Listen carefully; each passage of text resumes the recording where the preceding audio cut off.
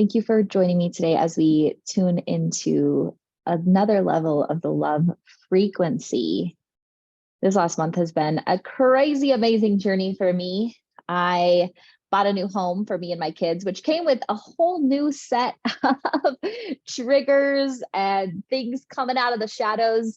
Honestly, you guys, it was really hard for me to receive this blessing. You know, I think I was really numbing out during the whole house buying process and then settling in. And even today, as my new couch came, even buying the new couch, I posted about this earlier, brought up so many triggers because for so long, I have had a really hard time with relationships in my life and with having my own things without them being used against me or to control me.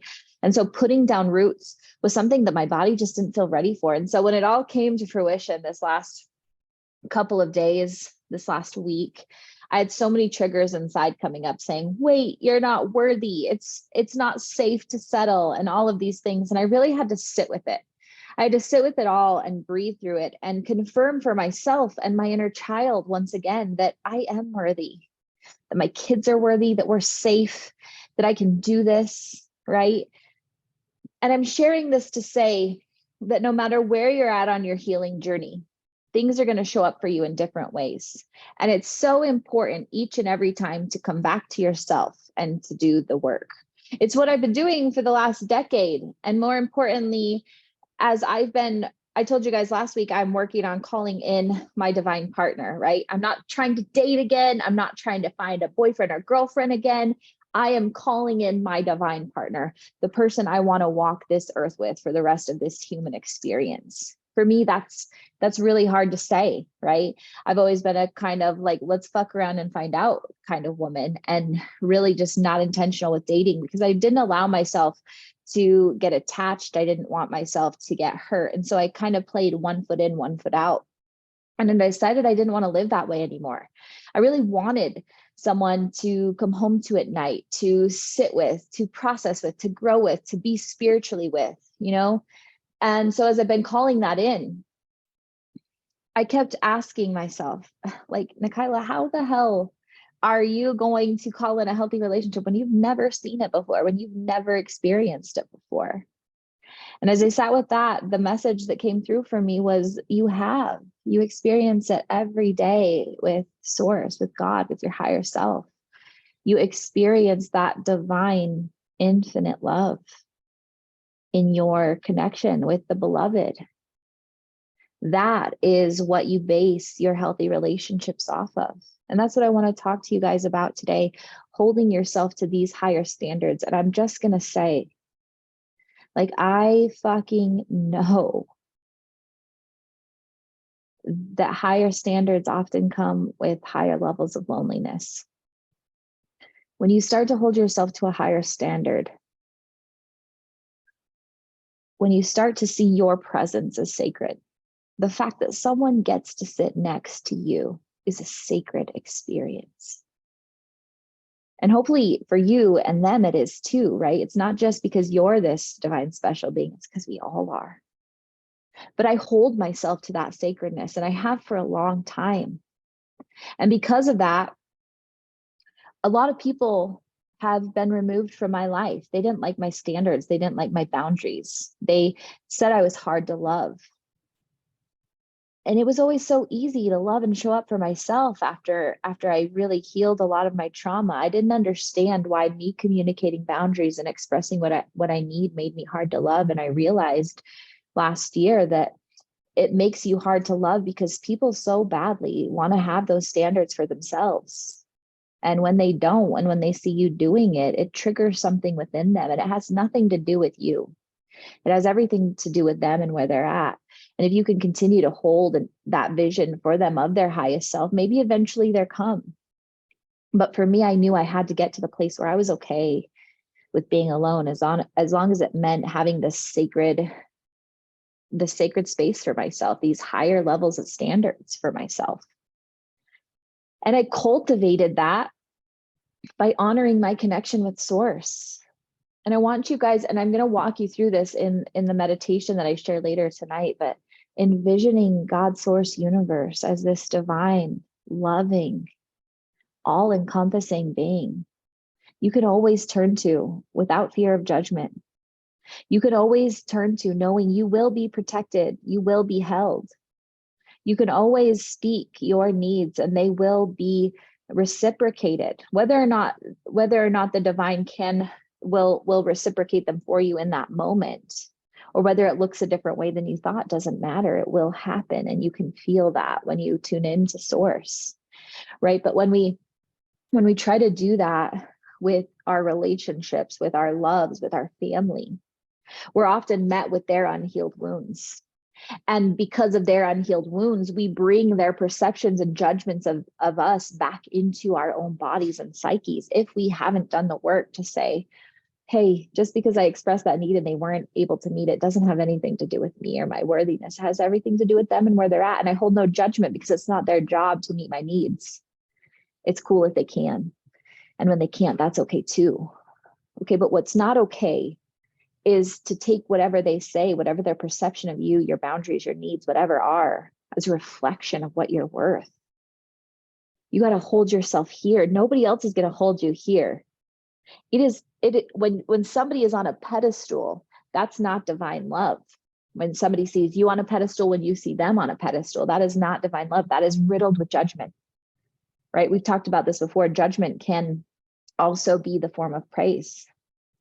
What we want to do is approach everyone with this level of neutrality, saying, I am a divine sacred being, and it is an honor to be in my presence. And you are a divine sacred being, and it is an honor to be in your presence. But when they're not holding themselves to that standard, it's hard to also be in that frequency with them.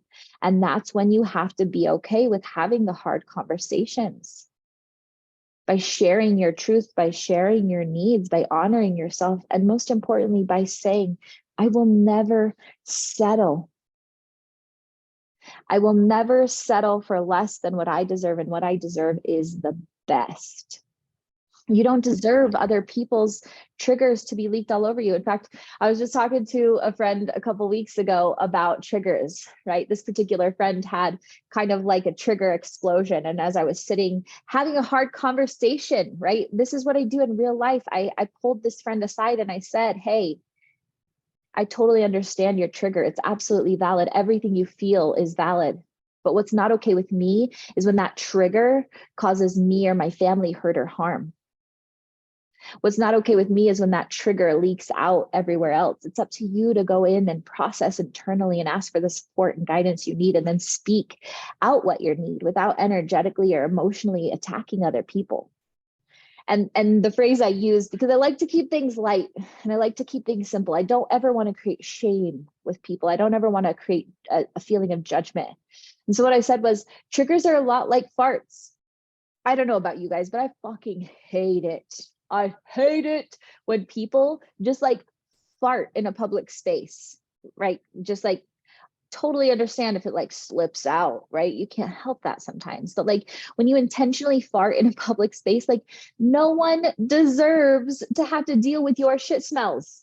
There is a bathroom probably 10 feet away that you can excuse yourself to. Right? If you're in a home, there are places to go where you can fart freely without affecting anyone else.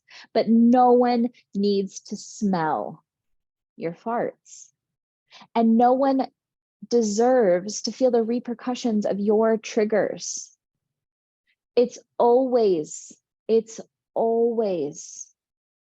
necessary, as you feel the trigger coming up, to sit with yourself, honor and nurture yourself, and then from a place of no charge, communicate your needs.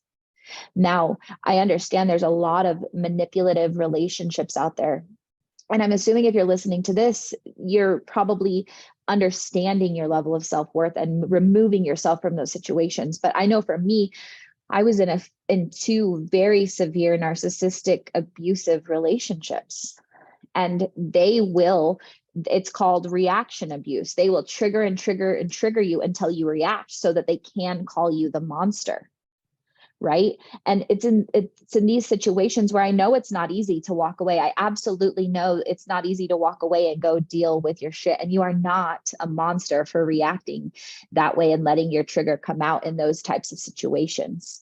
But as you're on your healing journey, it's also important to say, I'm going to remove myself from those situations. I no longer deserve to be in this reactive, abusive relationship.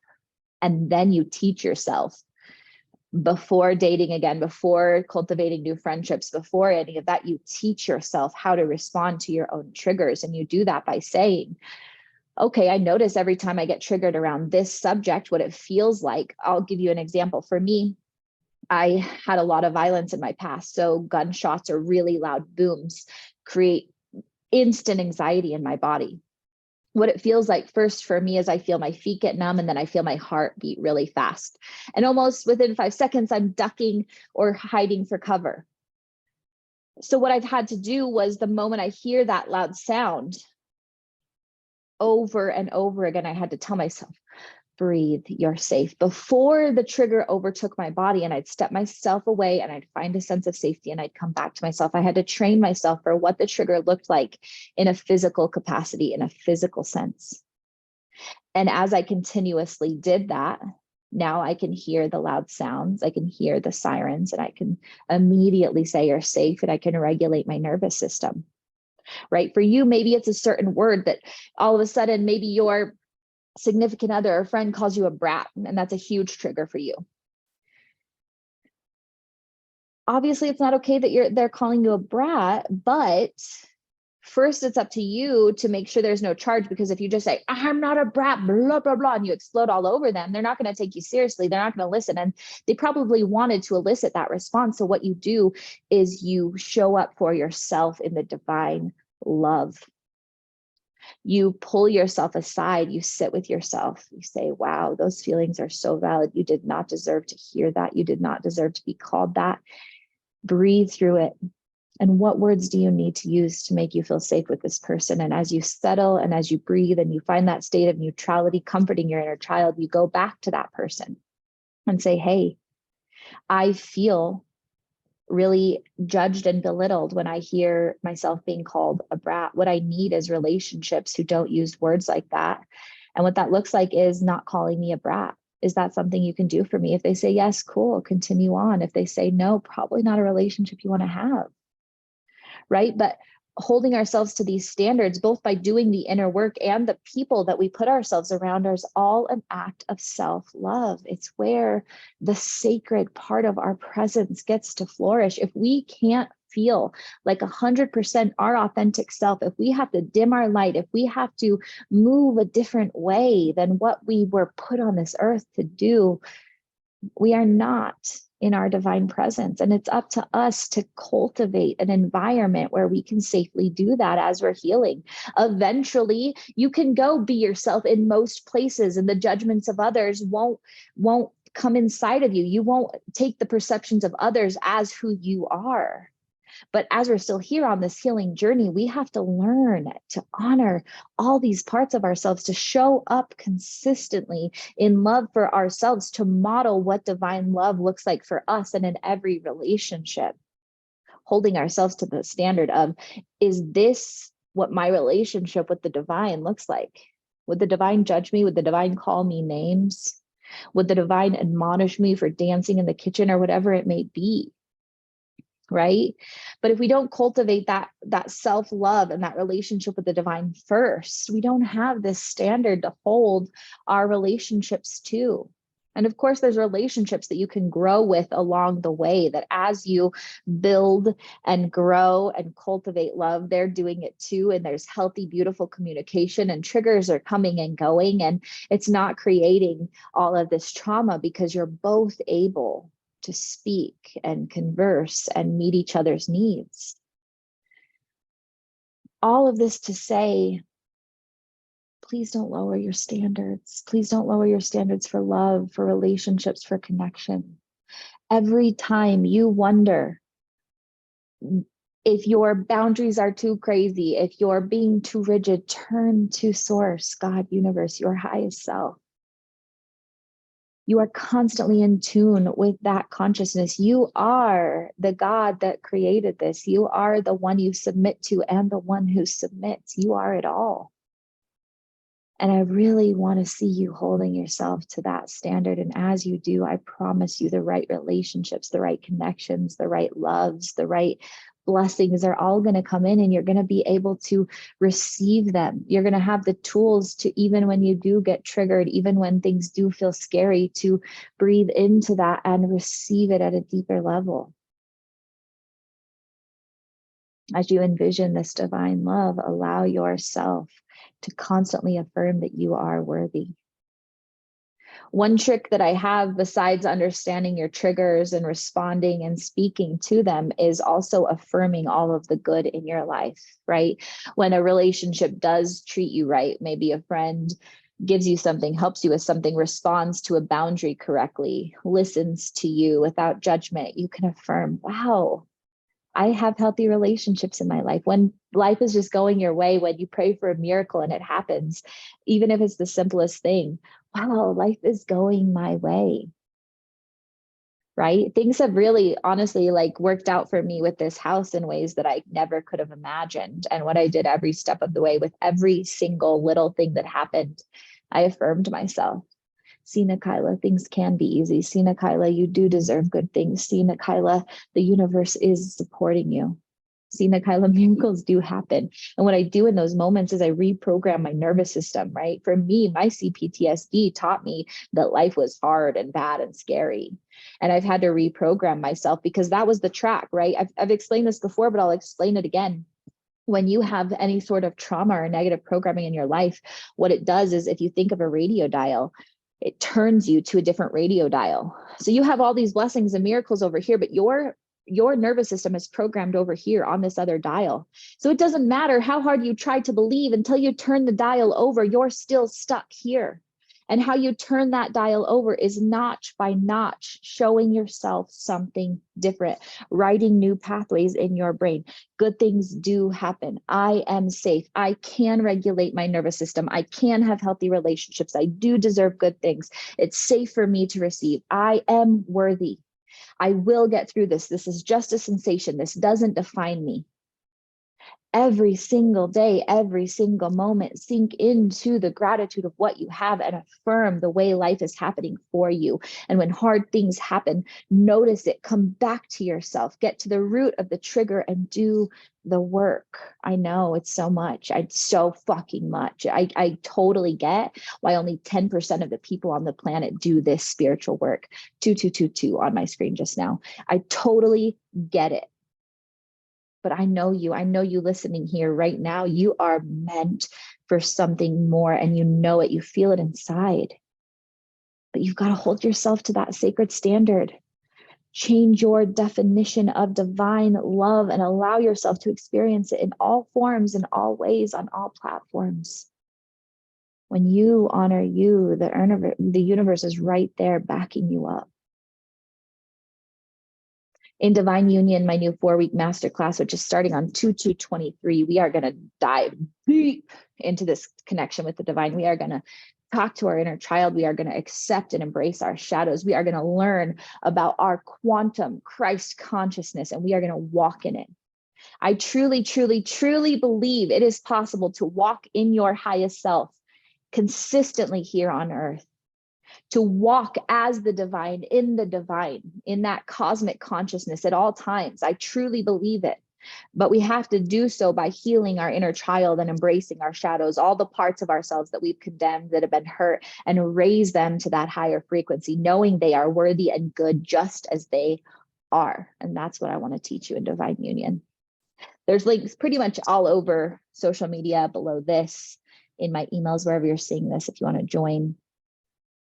I'm so grateful to be able to come to you and share these messages. And I'm going to continue to do so every single week, walking you home back into yourself, whether it's a tiny little realization you get or a big epiphany. I'm here for it all.